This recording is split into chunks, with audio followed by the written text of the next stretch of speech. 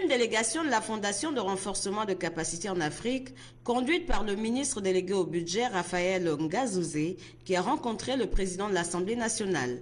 Occasion tout indiquée pour la secrétaire exécutive de l'ACBF de présenter les objectifs de cet organisme et surtout ses ambitions pour la gestion des ressources humaines au Gabon. L'objectif de cette mission était premièrement pour préparer cette réunion parce qu'on a plusieurs objectifs en commun avec le gouvernement du Gabon pour partager les réussites, mais également les leçons tirées pays par pays sur quelques thèmes.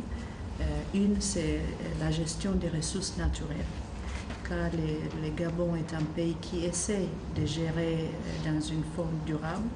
Édifié, le président de l'Assemblée nationale a encouragé les membres de l'ACBF à travailler étroitement avec le Parlement pour accroître le rendement des députés, notamment dans le contrôle de l'action du gouvernement.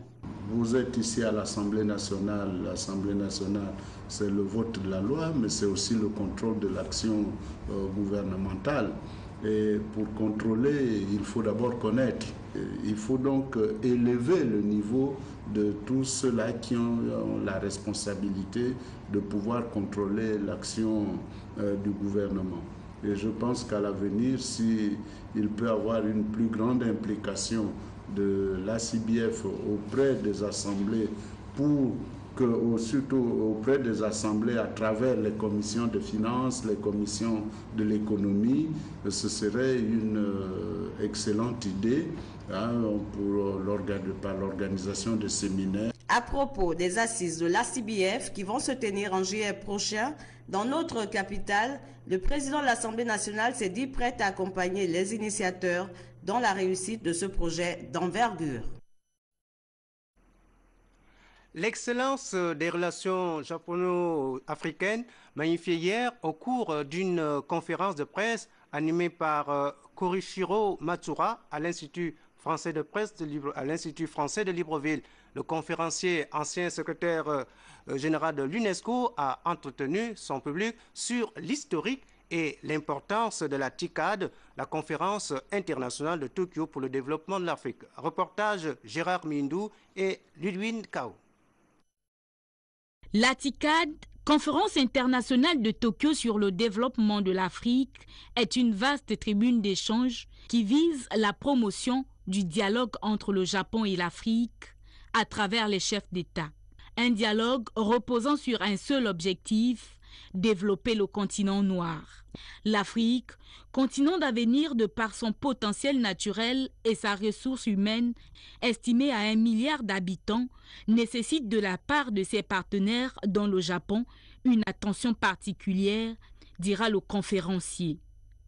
La formation, le renforcement des capacités et la promotion de la culture, l'agriculture, l'éducation, la technologie représentent pour le Japon, le Gabon et pour toute l'Afrique des secteurs à accompagner. Des moments d'échange riches et utiles entre le conférencier et le public venu nombreux.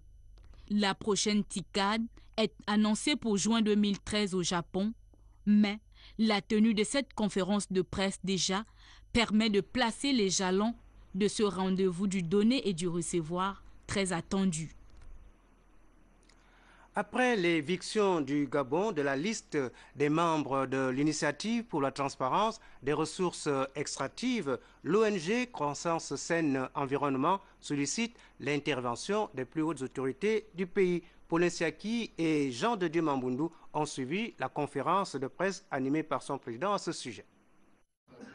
L'exclusion du Gabon de l'AT8 entendait l'initiative pour la transformation des industries extractives lors de la 22e réunion à Oslo, tenue les 26 et 27 février 2013, a été largement évoquée au cours de cette conférence de presse par l'organisation non gouvernementale Croissance Saine Environnement. L'économie de cette conférence de presse, c'était d'interpeller le chef de l'État afin qu'il ouvre un audit sur les fonds qui ont été mis en place depuis l'initiative ITI à nos calculs, nous pensons atteindre plus de 3 milliards de francs CFA. Il est admissible que des compatriotes gabonais à un très haut niveau de responsabilité aient pu utiliser 3 milliards de francs CFA et que le Gabon se voit être exclu de la liste par le simple fait que des gens ont démontré leur incompétence. Donc il faut faire cet audit. C'est important, c'est de l'argent du contribuable. On peut commencer par là. Pour une nouvelle adhésion de notre pays à l'ETA, Croissance Saine Environnement se dit disposé à apporter sa contribution pour trouver des pistes de solutions. Pour cet audit, les experts nationaux et internationaux de l'Observatoire sont prêts à accompagner le Gabon pour faire cet audit en une semaine. En une semaine, et nous rendrons cet audit responsable. Il est temps que cet audit se fasse. Pour Croissance Saine Environnement, promoteur de l'Observatoire de vigilance et de promotion du développement durable des produits et services des industries du Gabon, l'adhésion de notre pays à l'ETA était un gage de respect par les industries extractives des principes de bonne gouvernance écologique et au maintien de l'environnement. La biométrie, on continue d'en parler. Les agents électoraux sensibilisés sur les systèmes d'identification biométrique et l'état civil dans le processus électoral. Initiative de la Direction générale des élections du ministère de l'Intérieur. Cyril Bertrand Galiko et Jean de Dieu Mamboundou. Comment amener les agents électoraux à mieux appréhender la gestion de deux systèmes dans le processus électoral? L'interrogation a été au centre de ce débat animé par le directeur général des élections.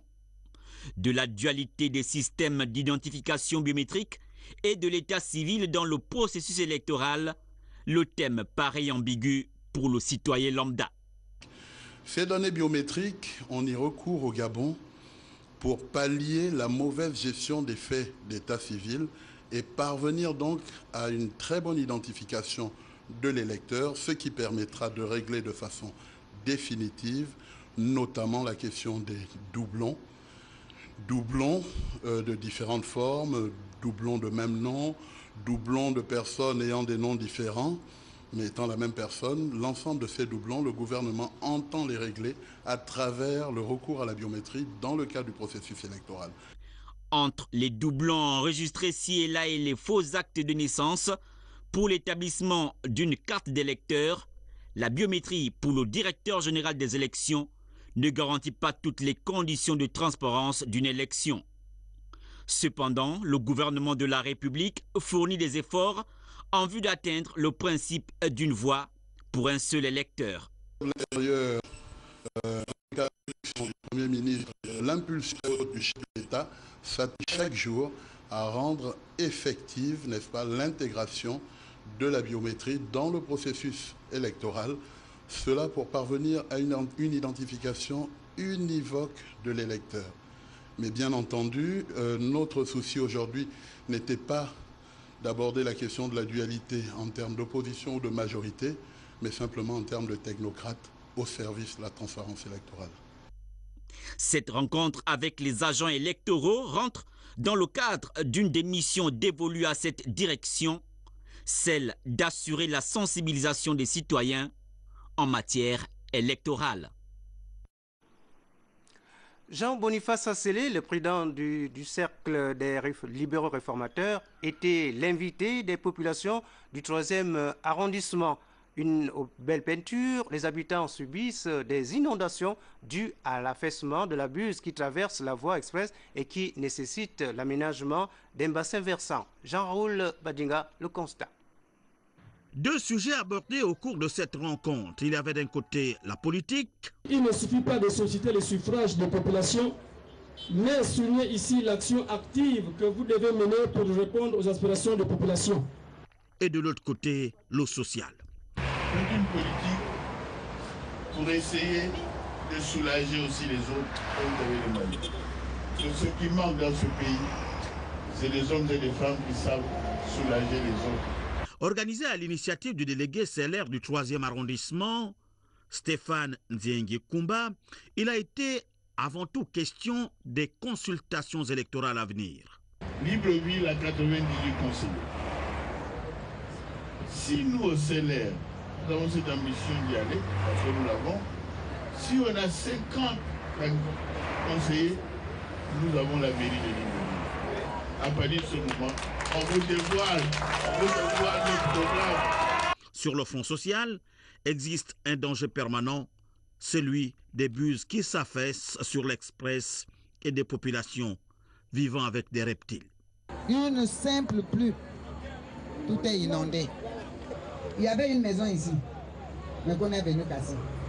Qu'est-ce qu'on fait, Monsieur le Président? Le projet ayant trait au bassin versant est plus que jamais attendu, mais il ne sera sans conséquence. La rivière là, c'est la rivière au Gombier. Tu sors là, tu vas de côté et remonte encore vers Kingelé. Je connais. Il faut se battre déjà comme on a commencé à le faire au PK5. Vous avez vu qu'on est parti du pont d'Akébé pour sortir au PK5. La bataille sera celle-là. Mais c'est une bataille pacifique. C'est-à-dire qu'on peut toujours discuter avec les habitants d'ici. Mais le problème, c'est que si on doit vous déguerpir, à mon avis, il faut qu'on vous trouve un autre terrain viabilisé avec l'eau, l'électricité. Et quand vous dites voilà votre indemnité, on vous donne un temps pour casser. C'est la meilleure politique que nous avons. À travers le président du CLR, c'est le chef de l'État en personne, mais aussi l'Agence nationale des grands travaux qui sont interpellés à juger dans l'urgence. Voilà, mesdames, messieurs, c'est la fin de ce journal. Demain, 13h, Léa Bifan, 20h, Patrick Simangoy. Bon début de semaine à tous, au revoir et à très bientôt.